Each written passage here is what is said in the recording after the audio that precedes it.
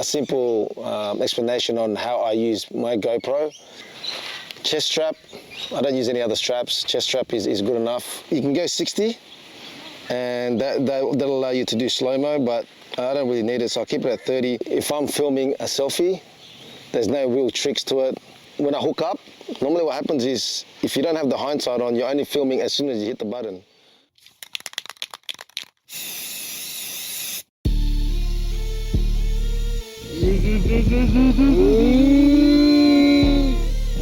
Strike!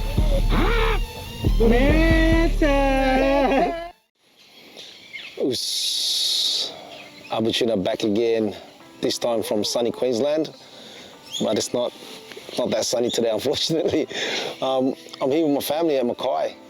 We're actually 45 minutes away from Mackay, west of Mackay, at 𝓐𝓫𝓾 Dam. Trying my luck with freshwater fishing, but it's not really working out. So what I'll do today for you guys, especially those that want to do fishing vlogs, is a simple explanation on how I use my GoPro and how to capture those action or those fishing moments. What I'll do today is go through what you need, the things you need for your GoPro, the two video setups that I have, one for selfie and the other one for POV, point of view. And I'll show you how to capture those action or those hookup moments. Okay, so we'll start with the stuff that you need to bring or you need to have. All right, first thing is a GoPro bag, or just a simple small bag. Chest strap, I don't use any other straps. Chest strap is good enough. Captures the actual reel and the rod and the hookups. Obviously the GoPro, I've got this one here, a bit old. It's a GoPro 9. Spare batteries, that's really important, especially the way we film. You need extra batteries to be able to make sure that you have enough footage, enough power to film the footages. A spare micro SD card, a couple of these things, I don't know what you call them, screw things, and a stand, just in case you want to film yourself or you want to hold the camera, have a little stand. All right guys, I'll show you my setups. The first one is the selfie setup. So just quickly, okay, just turn on your GoPro. So this is my selfie setup. Selfie meaning when you're looking at yourself and filming yourself talking to the camera. So that's the selfie setup. You can actually title it yourself. So let me just get to the edit. Okay, first thing is the quality. I have a 4K and 30 frames per second. You can go 60, and that'll allow you to do slow-mo, but I don't really need it, so I'll keep it at 30. 30, make sure that it doesn't take up too much memory. When you go 60, you basically double the amount of memory you need to use. So 4K, still very good quality. In terms of lens, this is the wide angle that you want to choose for a selfie. Just keep it at linear, meaning your face doesn't distort, so it keeps your face looking normal. And also linear horizontal, so it keeps the camera stable, right? So if your camera is slightly tilted either way, it'll still keep it pretty horizontal. I'll keep it hyper smooth at high, no scheduled capture, no duration limit, no hindsight for this one, not needed. Timer and zoom is at 1. Bit rate is at standard. Shutter at auto. EV comp, I don't know what that is, I don't even use it. So white balance at auto.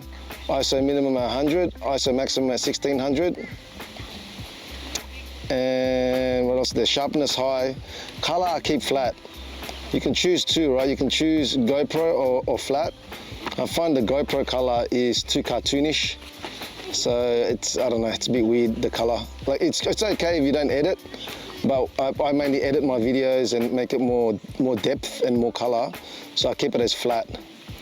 Raw audio at high, win auto. Now shortcuts is important, right? I have lens, I have zoom.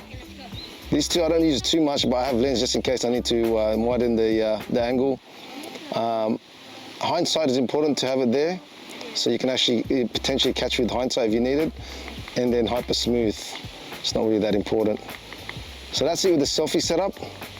With the POV setup, or the point of view, which is like if you're actually filming the action, all the setups are basically the same, the resolution, everything else. The only difference is the lens. You go on super view, so you get that wide angle footage, and you capture more of your rod and reel and your hookups. The other one is hindsight, put at 30. You can go 15 seconds, but 30 seconds potentially could capture more of your hookups if you needed. And then the shortcuts are the same. The other thing that's important is this setup here. So no voice activation. I turn off my beeps. So when you hook up, you click that button, it doesn't make that beeping noise. What's this called again? Quick capture is on, just in case. Everything else is off. What I do is, if I am doing a selfie, I turn on the front screen. I use this one here, actual screen. So what it does is, because the GoPro 9s and above do have a camera at the front, we can see ourselves on the camera. But when it's POV, you don't really need it, right? Because it actually it spends more power. So you want to keep as much power longer as possible. So you turn that off. Only when you're doing a selfie, you turn that on.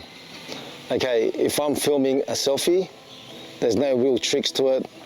I've got my front screen on, as you can see. I'm not using any handle or any selfie stick, it's my hand. Hit the record button and just look at the camera. Simple. But it really does help when you have a front screen. Nice and easy. When I'm doing a POV, a point of view, you got on my chest strap, right? And when I hook up, normally what happens is, if you don't have the hindsight on, you're only filming as soon as you hit the button.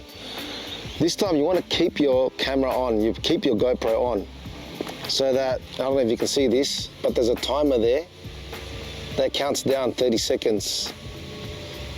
And when you hook up, you hit that button, again, no beep, so people can't actually see and can't hear that you actually press the button. It'll film beginning from when that countdown is up to. So, I mean, if your countdown is at 25, it means you go back 25 seconds prior to clicking that button. So it'll capture that important hookup, which is really difficult when you don't have the hindsight on. The only problem with this, and the only challenge with this, is your battery will waste quicker, because your camera is always on. So that's why you got to have your spare batteries. But this is the best way to just make sure you get that hookup, because that's the most exciting part of the fishing, right? One last tip that I've got for you guys. My GoPro often fogs up on the actual lens cover. So what I do is I get anti-fog that you normally would use for your car windscreen, get some tissue and just wipe it on the inside. And when it does get humid or whatever, it doesn't fog up, because yeah, that was a real problem for me. But it's a nice little cheat, that one there.